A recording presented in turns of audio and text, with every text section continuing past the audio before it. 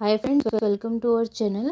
जैसा कि हमने पिछली वीडियो में पढ़ा था कि सबसे पहले वाली वीडियो में मैंने पढ़ा कि आर्टिकल 1 से लेकर 4 के बीच में, उसके बाद हमें पता चला कि कैसे कैसे जो रियासतें थी उन्हें भारत में मिलाया गया। आइए अब हम बढ़ते हैं उसके आगे। तो जैसा कि हमें पता है 552 में रियासतों को में टोटल 4 राज्य थे। उन राज्यों को ABCD 4 तरीके से डिवाइड किया गया, 4 तरीके से विभाजित किया गया। जो सबसे पहली राज्य था वो था ए। उस ए राज्य में कौन थे? सबसे पहले नौ प्रांत थी या 9 पार्ट कह सकते हैं हम, उसमें 9 राज्य थे। तो उसमें क्या कह रहे हैं, सबसे ज़्यादा कौन है? ब्रिटिश प्रोविंस थे, यानी कि जो अंग्रेज़ों के थे, जहाँ अंग्रेज़ों का 100% कब्जा था ना, जो पूरी तरीके से जो अंग्रेज़ों के अंडर में आते थे, वो ए के अंदर थे। बी में कौन सी थी? बी में जो थी वो 9 ही थे वो, पर वो देसी रियासत थे, जिसे हम प्रिंसली स्टेट बोलते हैं। ये अंग्रेज़ों के अंडर थे, यहाँ शासन तो राजा करते थे, लेकिन शासन तो जो है वो राजा करते थे, लेकिन वो क्या थे अंग्रेजों के अंडर में। सी के अंडर कितने थे? टोटल 10 थे। इसमें क्या है? कमिश्नरी स्टेट कौन से होते थे? जो इम्पोर्टेंट सिटीज़ को, वो जो सबसे महत्वपूर्ण शहर थे, जो बड़े बड़े शहर थे, उनको वो कमिश्नरी स्टेट बनाते थे। वहाँ पे एक कमिश्नर बैठता था अंग्रेज़ों की तरफ से, तो वहाँ पे सबसे ज़्यादा ट्रेड वगैरह का उनका सबसे ज़्यादा फ़ायदा होता था। और ये जो है लगभग समुद्र से सटे हुए जगह ही होती थी। तो जैसे बॉम्बे, पुणे इसका एग्जाम्पल है। और डी के अंदर क्या आता था? Union territories, Andaman and Nicobar. चलिए, अब आप आज के समय पे आप देख के बताइए कि ABCD, ए में तो 9 आगे जो मेन सेंटर बेल्ट है, जैसे हरियाणा, राजस्थान, हरियाणा, मध्य प्रदेश, उत्तर प्रदेश, ये इतनी सारी डाइवर्सिटी है इन बीच के सेंटर बेल्ट में, और ये सारे एक में आगे। और आप ये देखो जो सी नंबर पे है, सी में है, जैसे बॉम्बे है, पुणे है, भोपाल है, इंदौर है, जो मेजर जो इम्पोर्टेंट सिटीज़ थी, वो सारी इन्होंने एक तरीके से वो रख ली। तो हम कैसे किसी को बताएंगे कि हम कैसे रहते हैं या किस हिसाब से हम कौन सी जगह पे रहते हैं? तो इसके लिए हम एक सिस्टमेटिक वे था। तो लोगों को बहुत ज़्यादा इसमें मुश्किलों का सामना करना पड़ रहा था। अलग अलग कल्चर था, अलग अलग उनका तरीका था, अलग अलग उनका धर्म था। धर्म तो इसमें नहीं कह सकते, लेकिन अलग अलग कल्चर उनका बहुत ज़्यादा था। भाषा अलग थी, भाषा बहुत ज़्यादा अलग अलग थी। तो उस तरीके से लोगों को परेशानियों का सामना करना पड़ा। तो इसके बाद हम देखते हैं कि कैसे जो अब का भारत है, अब जो 28 राज्य है हमारे पास, 8 केंद्र शासित प्रदेश है, वो कैसे आए इन 4 राज्यों में से, ABCD में से। तो पहले हम देख लेते हैं कि सरदार पटेल को भारत में मिलाने की जिम्मेवारी दी गई थी। उनके साथ VP मेनन ने भी इसका साथ दिया, और माउंट बैटन भी जो है उन्होंने इंडिया का साथ दिया, और माउंट बैटन ने अपना जो जहाज है वो भी इंडिया को दिया। ये सब भारत के विलय में बहुत ज़्यादा रुचि रखते थे। आइए हम इसके बाद पढ़ते हैं। लेकिन जैसे कि मैंने आपको बताया ABCD थी, तो इनका जो है वो विरोध होने लगा, इसमें विरोध होने लगा कल्चर को देख के, भाषा लैंग्वेज को देख के। इसलिए इन्होंने कहा कि हम अलग अलग रहना चाहते हैं। इनकी अलग अलग डिमांड आई।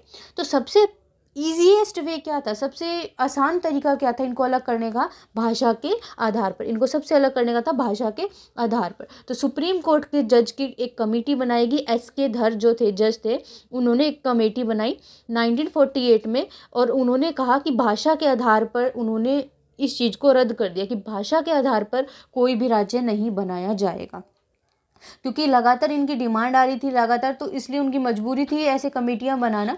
फिर दूसरी कमेटी क्या है? पंडित जवाहरलाल नेहरू, वल्लभ भाई पटेल और पट्टाभी सीतारमैया, इनकी एक कमेटी समिति बनी 1948 में ही, जिसे JVP कहा जाता है, JVP समिति कहा जाता है। इन्होंने भी भाषा के आधार पर जो है विभाजन इन्होंने भी क्या कर दिया? रद्द कर दिया।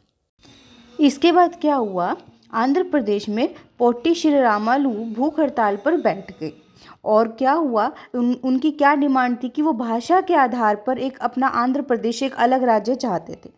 तो 1952 में वो 56 दिनों की भूख हड़ताल पर बैठे, और उस भूख हड़ताल पर बैठने की वजह से उनकी मृत्यु हो गई। और अगर इस तरीके से किसी पर्सन की, किसी व्यक्ति की जो किसी के हित के लिए बैठा है, इस तरीके से अगर मृत्यु हो जाती है, तो आप अंदाज़ा लगा सकते हैं कि जनता में कितना रोष उत्पन्न हुआ होगा।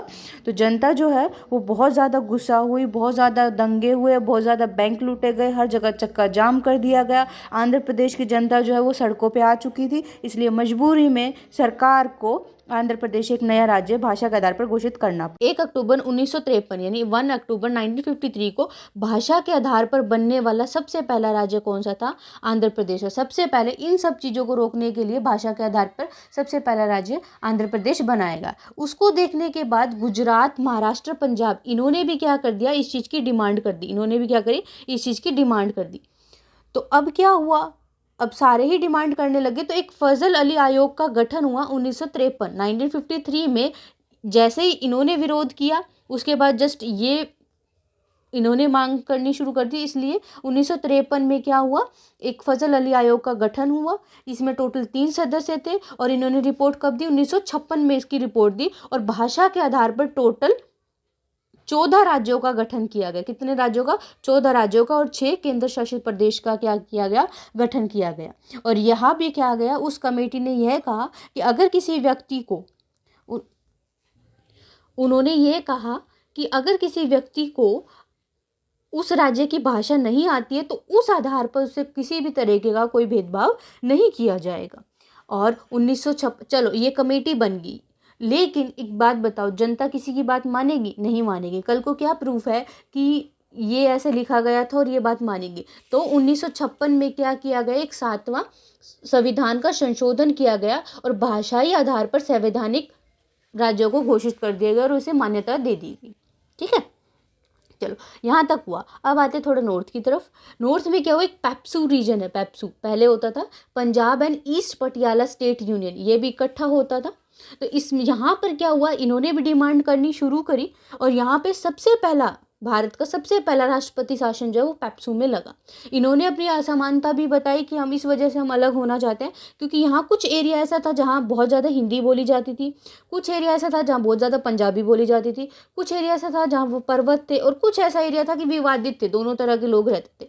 ठीक है, तो 1966 में शाह आयोग ने इसका एक गठन किया, इस समिति का गठन हुआ और बाद में जो सबसे इसका एक समस्या का समाधान निकाला गया और ये कहा गया कि जो बहुत ज़्यादा एरिया में जहाँ हिंदी बोली जाती है उसे हरियाणा घोषित कर दिया गया, जहाँ बहुत ज़्यादा पंजाबी बोली जाती है उसे पंजाब बना दिया गया, जहाँ बहुत ज़्यादा पर्वत है उसे हिमाचल प्रदेश बना दिया गया और जो विवादित था वो चंडीगढ़ बना दिया। जैसा कि आपको पता है हरियाणा और पंजाब की कैपिटल क्या है, चंडीगढ़ है। ये दोनों की कैपिटल हरियाणा और पंजाब की।